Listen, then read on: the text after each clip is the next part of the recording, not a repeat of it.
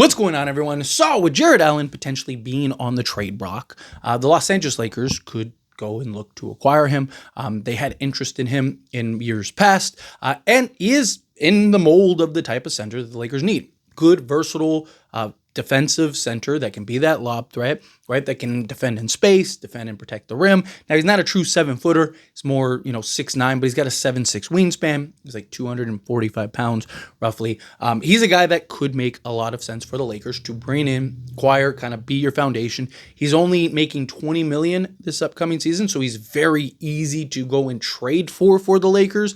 He will be going in that new extension where he starts getting another 28 to 30 million. But until then, right, you'd at least have a year to kind of work it out, figure it out before that new extension comes. And then what happens with LeBron? Does he stick around after that? Does he end up leaving? Right? But regardless, it would give you that foundation center that you really need.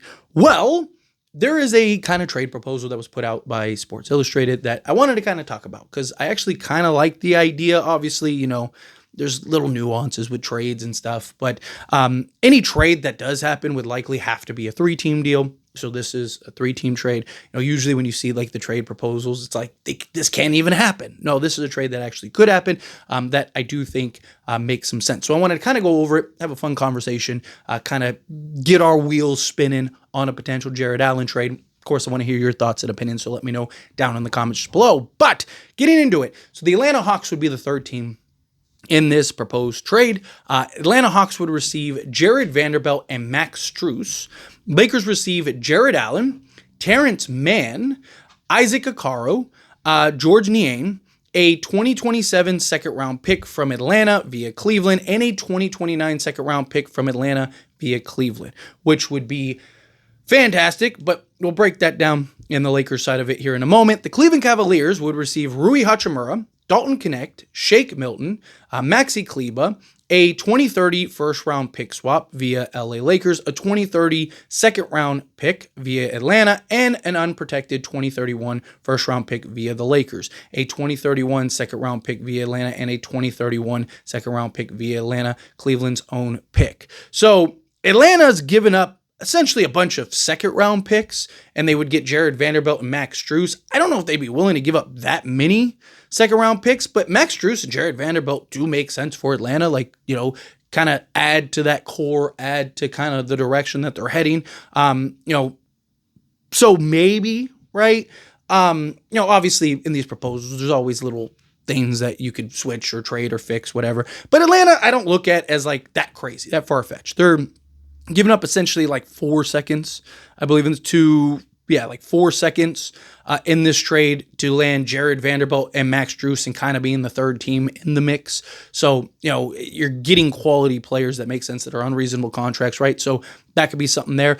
It's the Cavs. The Cavs are giving up quite a bit because they're not only giving up Jarrett Allen, right? They're giving up, Okoro, right? And so to me, it's like, would Rui Hachimura, Dalton Connect, right? Because that would be the asset. So Rui Hachimura does make sense for the Cavs, right? More so than many of the teams that are kind of rumored to most trades that I see, or most kind of Rui Hachimura are kind of like Rui's just kind of going there as salary filler, which doesn't make sense for the Lakers because the Lakers are a team that Rui's good for them. You don't want to just trade Rui just to trade Rui, right? You want a team that sees value. A team like Cleveland actually would have some value for Rui Hachimura. Can slot him in at the 4, slot him in at the 3, right? He could be Evan Mobley's backup. He can even slot at the 3 at times, right? Give you that 3-point shooting, right? Now, I am somebody that thinks Rui's slotted at a position at the 3, but that doesn't mean he can't play it on occasion. It's just when he's playing it full-time as your full-time starter, that's where it becomes a bit of a liability. But in spots here and there, let's say he's playing 25, 30 minutes, right? And he's playing 10 to 12 minutes at the at the 3, but he's playing, 28 or whatever, or 18 at the 4, right? Then you just have better balance and you're better maximizing Rui Hachimura. So I do think Rui Hachimura for Cleveland makes a ton of sense. Shake Milton's just essentially salary filler. Maxi Kleber, I do think, again, is a guy that makes sense for the Cavs. Yes, you could look at that as a salary dump for the following season, which is why Cleveland needs, the reason they want to trade these guys is they want to get off the salary. right? Like they're going to be in purgatory as far as like salary goes. So this would give them that flexibility on top of that, which has value, right? Rui Hachimura, Shake Milton, and Maxi Kleber are all expiring contracts that they could keep or they could send out, either way, however they want to do it, or maybe look to package in order to go make a trade. Maybe use the Lakers assets and add a couple more to go get another piece or two at the trade deadline or something, right? So this would give the Cavs flexibility. Like, I think it's good for the Cavs because getting Dalton Connect, Rui Hachimura makes sense. Shake Milton, they probably just waived because he's on a non-guaranteed. Maxi Kleber, I think, is a guy that they would use, right? So they get one young prospect to kind of fill in the Max Strus role. And then they get two viable players that I do think could help with their current roster and current team in Maxi Kleber and Rui Hachimura. They get a 2030 first round pick swap and then a 2031 first round unprotected pick from the Lakers, which you could argue is pretty high. But Lakers not only get Jarrett Allen, you're getting another 3-and-D wing in Terrence Mann. You're getting one in Isaac Okoro. You're getting George Niang, right? And you're getting a couple second-round picks that could help, later in the future to draft guys. Like, I actually think that this is a pretty balanced trade, right? Like, I think if any team was to say no, it's probably Atlanta because they're the ones that are giving up a bunch of second-round picks. But I also look at the Atlanta side of this and I'm like, you're getting Max Strus, who I think would be great for them, in a starting or bench role. And then also they're getting Jared Vanderbilt, who again would help them in a starting or bench role to just give you that relentless defense. Jared Vanderbilt and Dyson Daniels out there, right? As your defensive front, like that is insane, right? Like your point of attack, right? Like that would be ridiculous, especially if Jared Vanderbilt can continue to get back. But also for the Lakers, you're getting like replacements for Jared Vanderbilt, right? Like again, Terrence Mann gives you better offense, not as, in my opinion, not as good as Jared Vanderbilt defensively, but he gives you better offense, right? Isaac Okoro, he can be kind of streaky, hit or miss, but again, just gives you another young 3-and-D wing, right? Like I don't hate this. George Niang gives you a guy that can spread the floor, do some things out there on the basketball court for the Lakers, get a couple second-round picks. I like Cleveland. I think Cleveland, it's fair. I think Cleveland makes sense, right? You're getting Rui, Dalton Connect, and then Shake Milton and Maxi Kleber. So you're getting kind of guys that I think would have a better impact. Like Isaac Okoro, they're kind of hit or miss. Like there's moments where they seem really, enthralled with Okoro, and then there's moments where they seem like they just like want him off the team. Well, here you go, right? Terrence Mann, like that was what he's on Atlanta, if I'm not mistaken. So like I don't think like that's a loss there for Atlanta, right? Especially getting Jared Vanderbilt, Max Strus in the deal, right? Like this to me is one of the more fairer trades. But the reason in general I even wanted to talk about this trade is because again, this is kind of the structure in which a trade for Jarrett Allen would have to take place, right? You'd have to get a third team, right?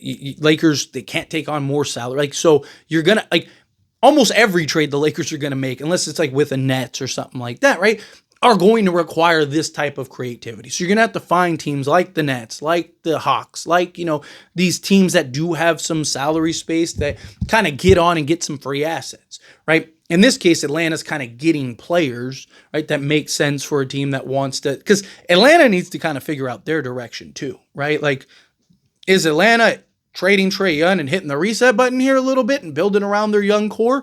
Or are they kind of looking at it as like, no, we want to kind of, add some pieces, add some core guys. In that case, a Max Strus and a Jared Vanderbilt, again, would make sense for them to just give them two rotation pieces that can come in, play a role, can start in a pinch, can come off the bench. Both guys would probably come off the bench is my guess, but kind of give them some more depth, give them some more lineup versatility. Right? And then,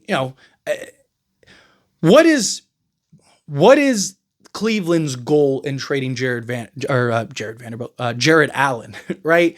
Like, do they just want as many assets so that way they can go and make a trade and do another move? Because if that's the case, the Lakers are probably out on that, right? Do they want like cap flexibility with some assets? Because that's where the Lakers really thrive, right? Like, if the reports are accurate, right? Because this is where we're going on the assumption that the reports are accurate. If the reports are accurate, then the whole reason that they're willing to trade Darius Garland and Jarrett Allen is because they're going to be, an April team, second April team. And they don't want to put themselves in a position where they don't have flexibility, which would if that's true, and that's the case, then they're trading them to free up and create flexibility, right? Well, then that's where Kleba, Kleba, Rui Hachimura, and Shake Milton, there we go. That's where those guys really add some value, because now those guys are guys that kind of, give you the flexibility, but also help you now on your pursuit to try to, advance to a championship, right? And then you have the flexibility, like if Rui's really good for you and you want to keep him, boom, you can work out a new deal with him, right? Like it gives you that flexibility to work out. And for the Lakers, you're not only getting that center position, but you're also adding the depth you need, right? Like this is the kind of trades that I wouldn't mind the Lakers kind of looking at. Like instead of just, can we get a Nick Claxton? Can we get a Nick Claxton and 2 or 3 guys? You need a Nick Claxton, Zaire Williams, and a Day'Ron Sharpe, right? So now you're kind of killing multiple birds with one stone, right? So to speak, in the sense of like, okay, Lakers have so many needs. Can you address all those needs in kind of one swoop, or most of those needs kind of in one swoop? This is a type of move that I think would solve a lot of that. You get a lot of just, versatile defenders and 3-and-D guys and stuff. So I kind of like it. But as always, this is a discussion. Pass a question to you. Let me know your thoughts and opinions down in the comments. What do you think? How do you feel? What are your thoughts? You hate this trade, dishate this trade, or like this trade? How do you feel? Either way, let me know down in the comments. That being said, if you haven't liked this video, hit that like button. Helps me a lot. So we enjoy these types of videos. Truly appreciate it. Not subscribe channel, hit that subscribe button. Turn on the bell notifications. Appreciate y'all. See you in the next one. Thank you.